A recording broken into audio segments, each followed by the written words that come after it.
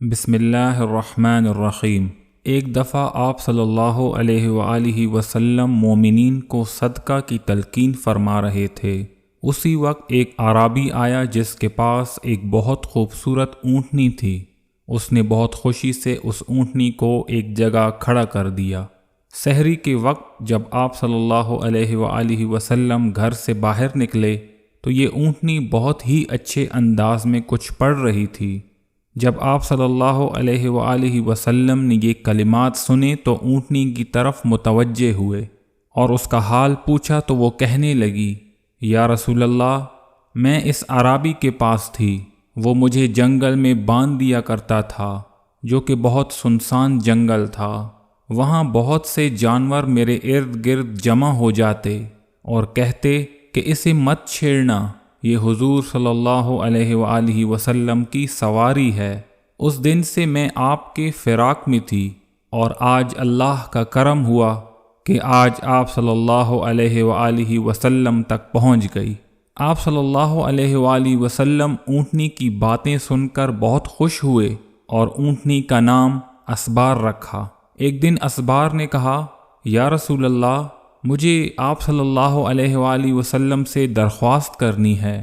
آپ صلی اللہ علیہ وآلہ وسلم نے پوچھا، وہ کیا؟ عرض کیا، آپ اللہ سے میری دو باتیں منظور کرا دیجئے۔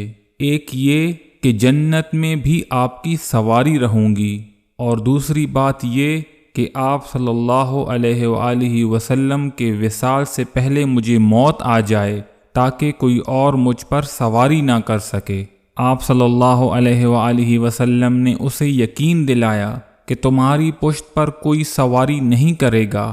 جب آپ صلی اللہ علیہ وآلہ وسلم کے وصال کا وقت قریب آیا تو آپ صلی اللہ علیہ وآلہ وسلم نے حضرت فاطمۃ الزہرا رضی اللہ تعالی عنہا کو بلا کر وصیت کی کہ اسبار پر میرے بعد کوئی سواری نہ کرے، کیونکہ میں نے اس سے عہد کیا ہے۔ بیٹی، تم خود اس کی دیکھ بھال کرنا۔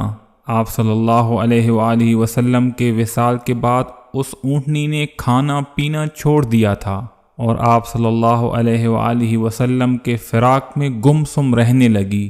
ایک دن حضرت فاطمہ رضی اللہ تعالی عنہا اونٹنی کے قریب سے گزری تو وہ اونٹنی بول پڑی، اے آپ صلی اللہ علیہ وآلہ وسلم کی صاحبزادی، جب سے اللہ کے رسول کا وصال ہوا ہے میں نے کھانا پینا بند کر دیا۔ خدا کرے مجھے جلدی موت آ جائے، کیونکہ مجھے اس زندگی سے زیادہ آپ صلی اللہ علیہ وآلہ وسلم کی غلامی پسند ہے۔ اونٹنی کی یہ باتیں سن کر آپ رضی اللہ تعالی عنہا بہت غمگین ہوئیں اور اپنا ہاتھ اونٹنی کے چہرے پر ملنے لگیں۔ کہتے ہیں کہ اسی وقت اونٹنی نے جان دے دی۔ حضرت فاطمہ رضی اللہ تعالی عنہا نے ایک گہرا سا گڑھا کھدوایا اور اونٹنی کو دفن کر دیا۔ امید ہے آج کی ویڈیو آپ لوگوں کو پسند آئی ہوگی۔ مزید ویڈیوز کے لیے میرے چینل کو سبسکرائب کریں تاکہ آپ کے ساتھ ہمارا تعلق بنا رہے۔ السلام علیکم ورحمۃ اللہ وبرکاتہ۔